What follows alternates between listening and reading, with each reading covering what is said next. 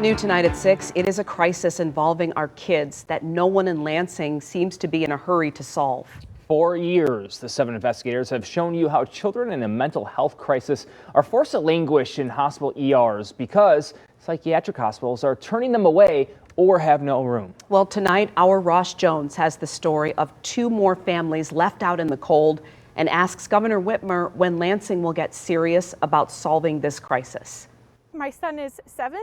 He's energetic, thoughtful, helpful, super lovey. Jenny Griffith's son Manny came into her life when he was 8 months old. She and her husband Rob adopted him after he turned 3. He is a great, wonderful big brother who adores his younger brothers, and his favorite friend is his dog. Manny's a lot like most 7-year-olds, except in one big way. When he needs help from a hospital, no one wants to take him. He's too much and not enough. He's too much, too many behaviors, but he also doesn't have a cognitive impairment. Manny suffers from fetal alcohol syndrome. His biological mother drank heavily during her pregnancy, and as a result, his moods swing wildly. At his worst, he's made holes in walls, knocked doors off their hinges, gave his little cousin stitches, and attacked his 2 younger brothers. The little one's being pinned to the floor and repeatedly hit. He doesn't have any control over his body. He just is out for blood. Mom and Dad spent years trying to keep their son out of a hospital, but earlier this month, after weeks of violent behavior, they knew they couldn't anymore. He was brought here to Children's Hospital in Detroit. When we got here, it took 7 security guards to restrain him to the bed. And that broke my heart. I don't want that to happen to him, but at the same time, it was such a relief that there were the people in place that could keep him safe. Staff could keep him safe, but that was about it. Children's Hospital isn't equipped to treat Manny, and psychiatric hospitals in the state that could declined him. On the day we talked to the Griffiths, Manny had been waiting there for 16 days. He sees himself as this is a punishment for him being bad, which couldn't be further from the truth. The state has failed. The state has failed my son. He slammed me into the door, and then he had pulled his fist back and was going to punch me in the face. And that's when my older son came in. When Nicole Knight's son attacked her, she rushed him to Providence Hospital in Southfield. Her son suffers from autism, PTSD, depression, and anxiety. And when we caught up with her, they'd been waiting there for 29 days. I'm giving up my whole life to sit here with him, knowing that the purpose is just to wait. Ultimately, Nicole's son would be admitted to the Hawthorne Center, the only state-run psychiatric hospital for children, after a 33-day wait. Governor, a 16-year-old boy with autism just had to wait 33 days to get into one of the state's few psychiatric beds for children. We had asked over and over again to talk to Governor Whitmer about the shortage of psychiatric beds for children, but her office ignored our requests.